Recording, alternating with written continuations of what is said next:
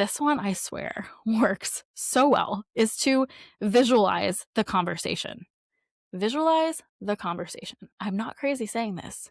Actually, go through and think about, visualize yourself talking and articulating what you want and what they are going to say back to you. There might be a couple of scenarios of things that they could potentially say back to you. So visualize those and also visualize your responses to these different things. You can write it down in a journal. You can also just think about it, even if like you're in the shower or you're doing another activity that you just have some white space to think about and visualize this. But I'm not kidding. Like I have done this so many times and the conversations end up playing out like very similar to how I visualized them. I'm Monica Verga Alborno, and this is the Kindred Social Podcast, a show for high-achieving corporate leaders becoming early-stage founders. Here we explore the early stages of entrepreneurship, moving from idea to execution, building early credibility and visibility, and transferring corporate strengths into founder-ready systems. Through honest stories, strategic conversations, and practical tools, you'll learn how to build a brand that lasts. Whether you're seeking direction, confidence, or a trusted voice to support your transition, the Kindred Social is your space to take action, think long-term, and build a business that reflects your unique story. Hey, welcome back to another episode of the Kindred Social Podcast. And I'm really excited to get into this topic today, all about how to prepare for high stakes meetings. And recently, I was preparing for a meeting that was higher stakes, higher stress, and found myself doing some things that I have learned to do over the years because I didn't always walk into meetings feeling so grounded and calm and prepared. There were definitely moments in my career where I went in feeling this more like buzzy, frantic energy or just being caught off guard with some things. And leaving with regrets, right? So I wanted to share what I did recently and what I've kind of learned over the years as my go-to practices. I have 6 things to share with you that are meant to support you through a high stakes meeting. And let's define what is a high stakes meeting. There's a couple different things that it could be, right? So this could potentially be a client meeting, like a make or break client meeting or presentation that you have to give to land a contract, land something that you really need in the corporate entrepreneurial world. This could be a public speaking event, maybe if you are giving a TED Talk or you're at a summit or you are going to be a podcast guest. This could also be a crucial conversation with an employee. Maybe you have an employee who is at risk of potentially resigning or is unhappy. There's something uncomfortable you have to discuss with them. This could also just be a meeting that is a high stress meeting. Like there's some things on the table that are technical, that are complicated. There could be things that are potentially about your career or whatever it might be. I'm sure you're thinking of something right now. You're like, oh yeah, I remember that as being a pretty high stress moment or a pivotal moment in your career. Just there's one example that I have from my career in corporate that was 6 years ago ish from now. And it's still like, it still stays with me, right? Because at the time I think I can say this, like a high potential employee in the company.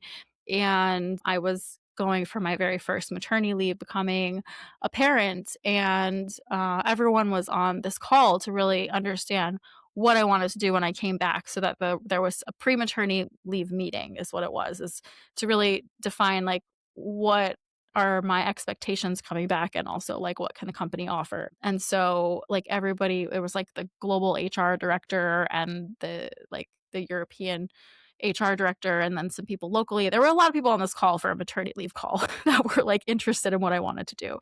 So I knew that I had an opportunity to articulate and communicate what I wanted and ultimately decided that I wanted to pursue my personal life, put that as a priority versus the professional because was given the opportunity to move to a new position in a different country, or I could stay and see what was available. There were a lot less options to continue moving up in the corporate ladder if I decided to stay locally in Norway. And I ultimately decided to stay locally in Norway. And I also decided to pursue something locally that was not so demanding and operational based. I wanted something that had better 8 to 4 work hours where I knew I wasn't going to be taking calls late at night or working weekends. So I decided to pursue that versus could have moved up the ladder a lot more, but I probably would have been working way more demanding hours in a different country and moving a small baby in the middle of the pandemic, of course, to a country that I didn't know anyone there, didn't know anything about childcare, et cetera. Would have to like be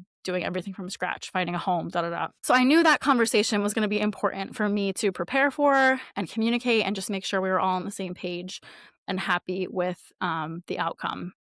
So that was, like I said, like 6 years ago, and I still remember like preparing for it because I knew it was important for me to leave that conversation and feel good about what was articulated before I went on my maternity leave. So it could be something like that. It could be something, as I mentioned, with these other things. And I wanted to share 6 things.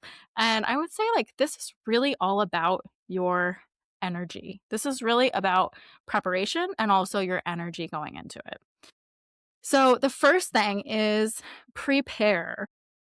Prepare. Don't show up and wing it. Prepare.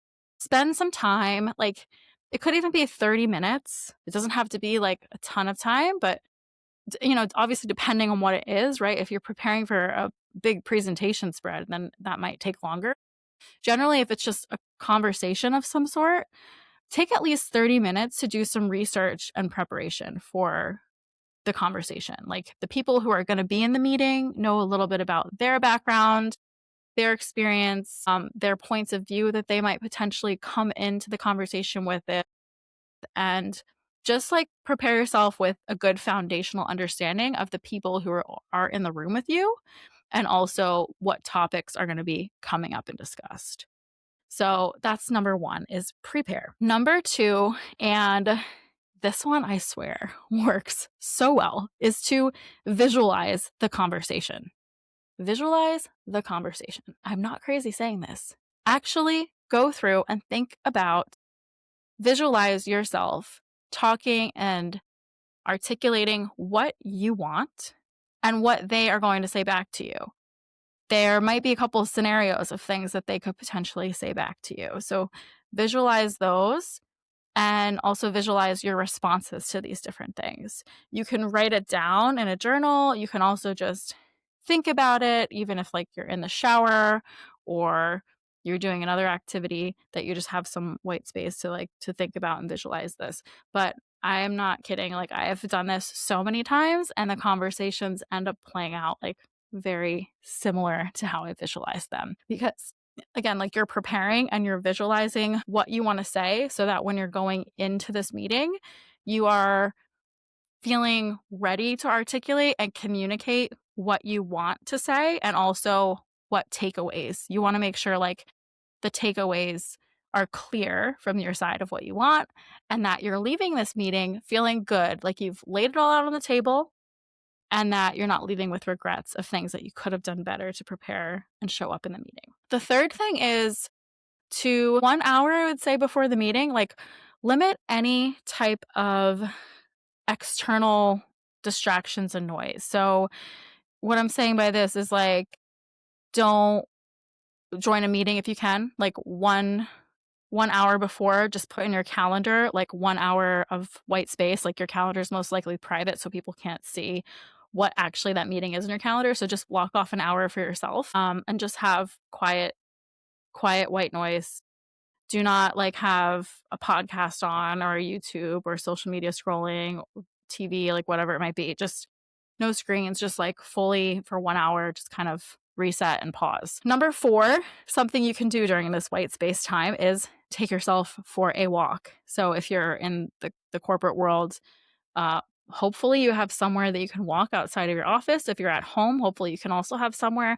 I recently decided, 10 minutes before a call, instead of doing whatever I would probably usually be doing, that I was going to take my dog for a walk. So I took that 10 minutes.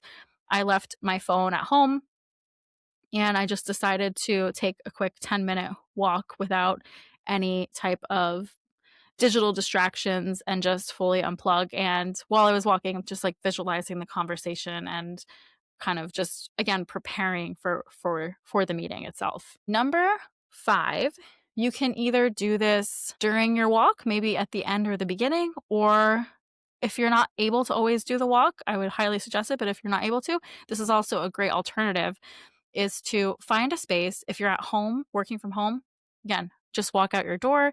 If you're in an office building, you most likely have access to a patch of grass or the earth somewhere. It could even be the parking lot where your car is, but go somewhere where you can take your shoes off and your socks and put your bare feet in the ground on the earth and wiggle your toes. It's all about really, if you have any like built up stress, frantic, nervous energy in your body, just kind of visualizing, not kind of, actually visualizing, just giving that energy back to the earth and just putting your feet in the ground. And every time I do this, I always walk away feeling a lot calmer.